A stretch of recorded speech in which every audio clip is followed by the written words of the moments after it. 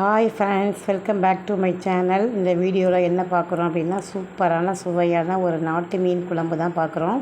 சிம்பிளாக எப்படி செய்யலாம்னு பார்க்கலாம். இதுக்கு வந்து ஒரு நாட்டு மீன் வந்து ஒரு 2 கிலோ அளவுக்கு வந்து வாங்கிட்டு வந்து கட் பண்ணி க்ளீன் பண்ணி வீட்டிலே தான் க்ளீன் பண்ணோம்.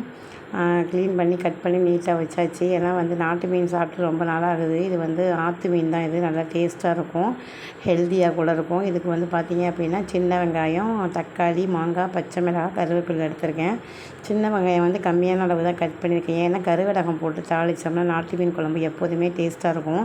மீன் குழம்புக்கு வந்து நல்ல ஒரு நறுமணம், நல்ல ஒரு ஸ்மெல்லு, இந்த ஃப்ளேவர் எல்லாம் பார்த்திங்க அப்படின்னா அந்த கருவடகம் இருக்குது இல்லையா, அது வந்து கொடுக்கும். அதனால் கருவடகம் போடுறதுனால வெங்காயம் வந்து கம்மியான குவான்டிட்டியில் போட்டால் போதும். வெந்தயமும் அதுக்கு தேவையில்லை. அதெல்லாம் கருவடகம், வெங்காயம், அதுக்கப்புறம் தக்காளி எல்லாம் வந்து சும்மா ரஃபாக போட்டு நல்லா வந்து ஃப்ரை பண்ணிக்க வேண்டியதாக. பச்சை மிளகாய் 2 போட்டிருக்கேன். உங்களுக்கு காரம் எவ்வளோ தேவையோ அது மாதிரி போட்டுக்கலாம். நம்ம குழம்பு மிளகாய் தூளே கொஞ்சம் காரமாக தான் இருக்கும். அதனால் பச்சை மிளகாய் நான் 2 தான் எடுத்திருக்கேன். மீன் குழம்பு அப்படின்னாலே இந்த புளிப்பு, அதுக்கப்புறம் பார்த்திங்கன்னா லைட்டான இனிப்பு, அதுக்கப்புறம் வந்து இந்த காரம் எல்லாம் இருந்தால் தான் நல்லாயிருக்கும். இது வீட்டில் அரைச்ச குழம்பு மிளகாத்தூள். அதனால் வந்து மீன் குழம்புக்கு வந்து ஆப்டாக நல்லாயிருக்கும். கொஞ்சம் காரமாகவே இருக்கும். எங்கள் வீட்டில் வந்து கொஞ்சம் காரம் அதிகமாக தான் சாப்பிடுவோம். நான்வெஜ் எல்லாம் சாப்பிட்டா கொஞ்சம் அப்படியே சுல்லுன்னு இருக்கணும். அது மாதிரி இருந்தால் தான் நல்லாயிருக்கும். இதுக்கு தேங்காய் அரைச்சி நான் ஆட் பண்ணியிருக்கேன். எப்போதும் வந்து பார்த்திங்கன்னா கடல் மீனுக்கெலாம் வந்து தேங்காய் போட மாட்டேன். இது வந்து நாட்டு மீன் அப்படிங்கிறனால தேங்காய் வந்து ஒரு துருவி அது கூட வந்து பெருஞ்சீரகம் சேர்த்து நல்லா மிக்சியில் கிரைண்ட் பண்ணி அதையும் இது கூட ஆட் பண்ணியிருக்கேன். தேங்காய் பால் ஊற்றலாம், தேங்காயும் ஊற்றலாம். நாட்டு மீன் குழம்புக்கு டேஸ்ட்டாக இருக்கும். நான் கடல் மீன் குழம்பு வந்து எப்போதுமே வந்து தேங்காய் இல்லாமல் தான் வைப்பேன். அது வந்து எங்கள் மாமியார் ஸ்டைல் அப்படிங்கிறனால அதையே ஃபாலோ பண்ணிக்கிறது. எங்கள் அம்மா ஸ்டைல் வந்து தேங்காய் அரைச்சி தான் ஊற்றுவாங்க. அதனால் அதே ஸ்டைலில் வச்சு பார்ப்போம் அப்படின்னு சொல்லிட்டு தேங்காய் அரைச்சி ஊற்றி தான் வச்சேன்.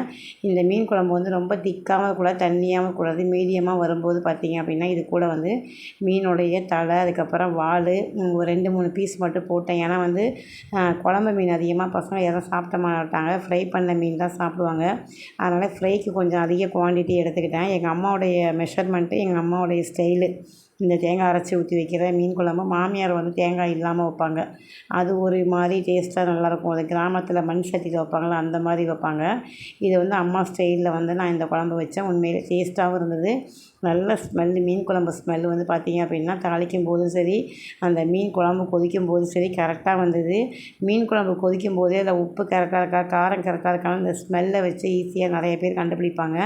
இதில் உப்பு, உரப்பு, காரம் எல்லாமே கரெக்டாக இருந்தது. நான் இதில் காயெல்லாம் எதுவும் சேர்க்கல, மாங்காய் மட்டும் சேர்த்துருக்கேன். இந்த மாங்காய் வந்து பார்த்திங்கன்னா இனிப்பு மாங்காய். அதனால் இந்த புளிப்போட இனிப்பு சேரும்போது அந்த மீன் குழம்பு டேஸ்ட்டு வந்து சூப்பராக இருக்கும். நான் வந்து எப்போதுமே வந்து மீன் குழம்பு வச்சு எந்த மீன் குழம்பு வச்சாலும் ஒரு துண்டாவது, அது ஒரு ஹாஃபாவது வந்து நான் மாங்காய் போட்டு வைப்பேன்.